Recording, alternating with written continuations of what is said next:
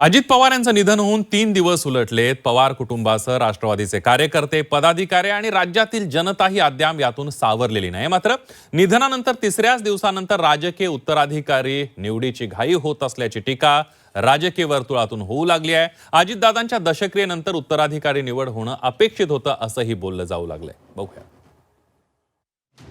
इतकी घाई लगेच अंत्यविधी होतोय अजून तर लगेच त्या मिटिंगा किंवा काय सगळे जे काय चाललं होतं त्याच्यावर मला वैयक्तिक माझं ते मत मी व्यक्त केलेलं आहे. काल अचानक त्यांचा निर्णय झाला असेल आणि शपथविधीचा निर्णय घेण्यात आला असेल.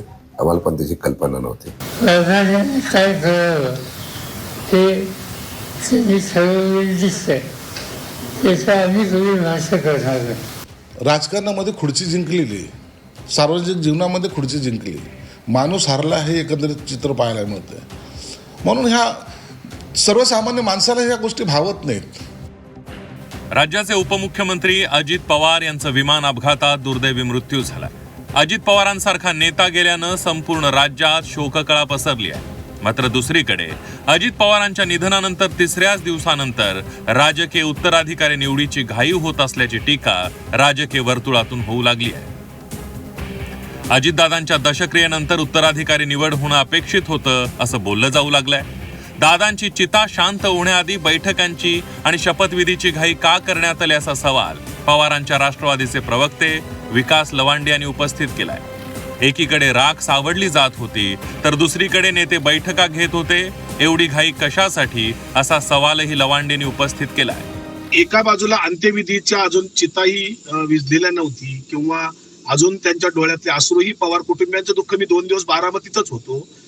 त्यांचं पवार कुटुंबियांचं दुःख मी जवळून पाहतोय की ते लोक अजून कशातूनच सावरलेले नाहीत. दादांच्या मातोश्री वयोवृद्ध आहेत, पवार साहेब आहेत, बाकी त्यांची मुलं असतील, सुनेत्रा वहिनी असतील, ही सगळी मंडळी प्रचंड दुःखात आहेत.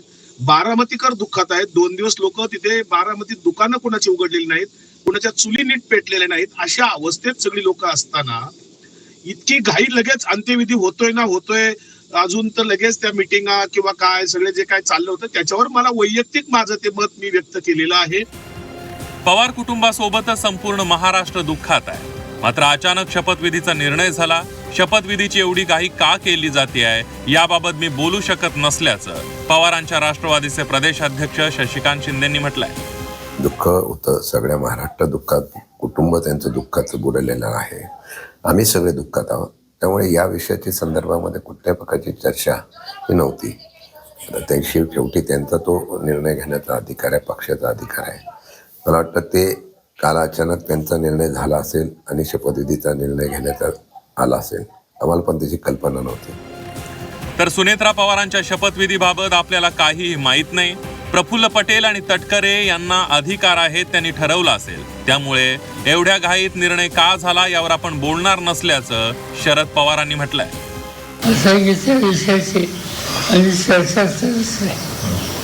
चर्चा इथं झाली, ही जी चर्चा मी वाचतोय ती मुंबईच आहे. प्रफुल्ल पटेल, तटकरे हे पक्षाचे प्रमुख आहेत. तो त्यांचा अधिकार आहे. त्यांना त्याच्यामध्ये प्राधान्याने काय करावं हे त्यांनी ठरवलेलं दिसतंय त्याचा आम्ही कधी भाष्य करणार नाही.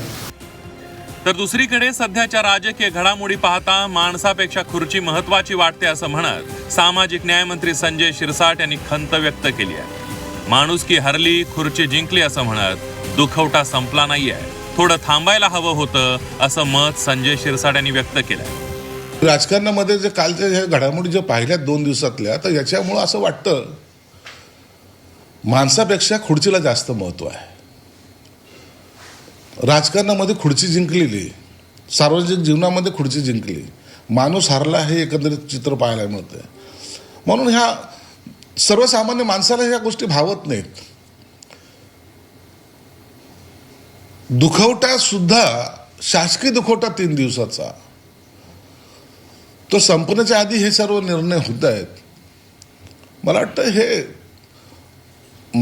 जर वैयक्तिक विचाराल तर हे व्हायला नको होतं. थोडा कालावधी हा गेला पाहिजे होता. ही सर्वसामान्यांची भावना मी या ठिकाणी व्यक्त करतोय.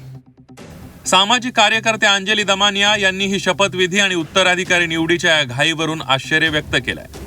इतके वर्ष ज्या व्यक्तीबरोबर काम केलं, इतकी काय घाई झाली की त्या व्यक्तीला आपण 3 दिवसात त्याला लोटून पुन्हा सत्तेकडे वाटचाल करावी. सगळं बघून खूप मन अस्वस्थ झालं. कुठेतरी असं वाटतं की सत्ता आलीच असती. उपमुख्यमंत्री जर सुनेत्रा पवार झाल्या असत्या, सगळ्यांनाच आनंद झाला असता की पहिली महिला एक उपमुख्यमंत्री झाली. पण इतकी घाई न करता थोडंसं थांबून जर केलं असतं तर हे जास्त बरं झालं असतं.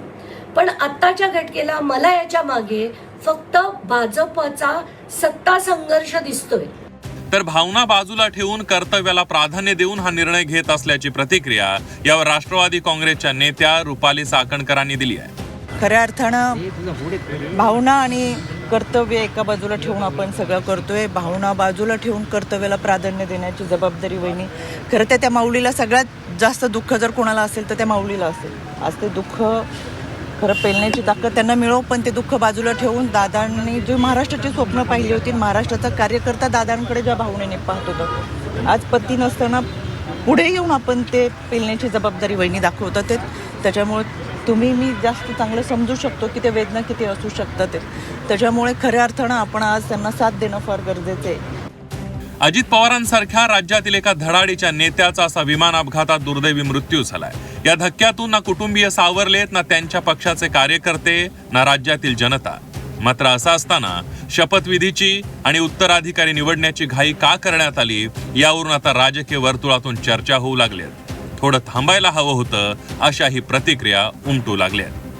ब्युरो रिपोर्ट, झी 24 तास.